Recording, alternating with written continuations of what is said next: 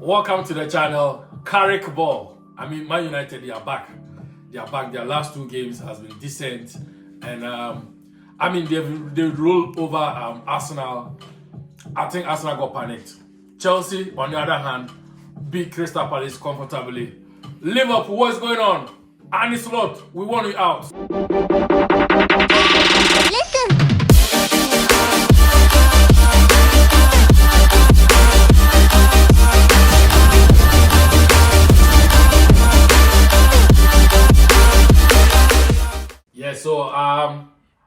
Chelsea did a tremendous job away to Selhurst Park. They went there, they battered Crystal Palace at their own turf. Liverpool, on the other hand, struggled against the Cherries at Bournemouth. And the last minute of the game, the Cherries, they put a cherry on the icy cake. So let's get into it. Before we go to the North London to talk about the Man United Arsenal game, how did you see your Chelsea this weekend, your performances? Okay, so I think our performances were great, and I expected the results that we had. Yeah, sure. Not by the goal margin, but the fact that Strasbourg and Rosigne had already beaten Palace in the Europa Conference League. Yeah. So I felt it was more or less like a dead match because they knew each other through the tactics that they played and everything. So I wasn't surprised with the result, but at a point I felt that because this was a game in the Premier League, it was going to be more difficult for Chelsea. But with time, we saw how comfortable we cruised into victory. So I think it's a good thing. Yeah, I practically didn't watch the full game, but I got gist of it. And I think Estevao was tremendous in the game, how he got his goal in the game. It was like you guys calculated on them how to hit them on a counter on the break. The same thing with Joao, Pedro. Yeah. His goal came about. So I think you guys deserve the credit. You did a job, and you deserve all the 3 points that you got. So I think Oliver Glasner himself, he was disappointed how his team let him down with his tactics.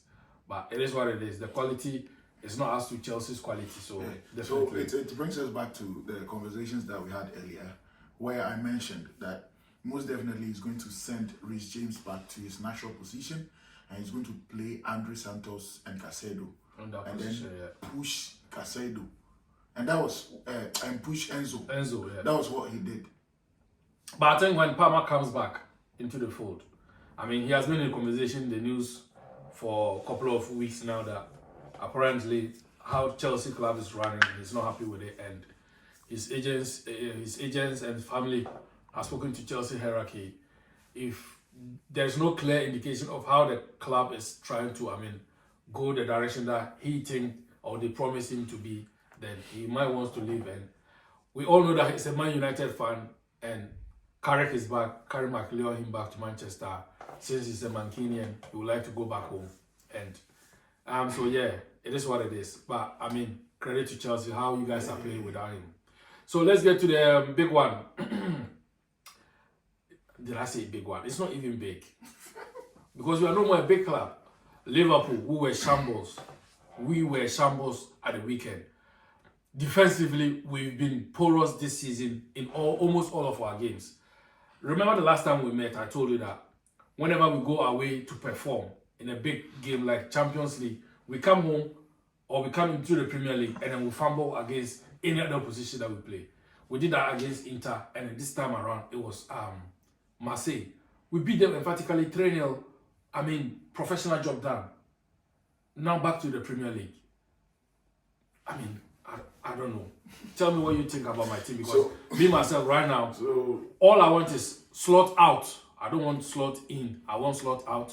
No. He doesn't know what he's doing. We'll keep him slotted in. We'll slot it in. All right. So I think you should have said the same thing when you guys won the league, that you didn't need him.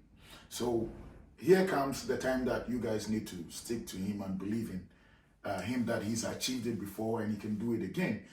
I feel that the game with Bournemouth, your defense was the cause for all of these things, and we cannot. Because we're all over them. Yeah, we cannot undermine the fact that your number one defender lost his dad and he was arrested. Oh, okay. So over I mean, shout out to Ibrahim Konate.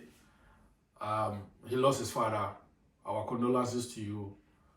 I mean, wherever you are, accept our sympathy. Yeah. So over the previous matches, you were mentioning the fact that Konate is not showing up and all those, but I felt that this match you guys really needed him because for me, I feel that if he had played, the results may have been different. Yeah. Because going into that game, I thought that your manager was going to improvise and then try to stabilize the midfield by introducing Endo. But then he brings Endo and he takes him to play at the back. Yeah, because Endo came in because of Virgil van Dijk, his usual mistakes that he makes. He made a mistake. Instead of him to clear the ball, he was supposed to control the ball, he missed it. And then misjudged it. The guy was going to kick the ball in. So kick it out. He allowed the guy to kick it in. Gomez tried to clear it. He came and collided with, Alisson. And then he got injured. And that is the bizarre moment of the game. That you've got a player injured. You've got another player coming out. Instead of you to kick the ball away for a throw-in or whatever it is, to stop play and then get the player on, they were still playing. And this is where Slot was fuming with Alisson and Van Dijk and co. They had chances to clear the ball away. They didn't. Yeah. And so we were 10 against 11 when they scored. And that's not it's not their fault. It's our fault. So the game, it goes back to what I was saying, that the defense. So the defense were not able to show up, especially with the kind of... They have never shown up this season. With the kind of experience that Van Dijk has, no one expects him to make some of these things. If he's been rubbish. Josh, this season. A champion of Chelsea, he's doing some of these things. If exactly. Bediashile is doing this thing, but then a defender of his quality, shouldn't be charging the ball like that. Character, he shouldn't. No. Yeah, so it's unpardonable, and you can't beat him. Yeah, and then I feel that. Bournemouth deserved the win, honestly. Yeah, and then I think the manager of Bournemouth also has proven over the seasons that when he meets Liverpool. And credit to him, I mean, Andone Rola, look at how many sales that he's made in the last, season or 2 seasons. Yeah. He sold Solanke, he sold Semenyo, he sold,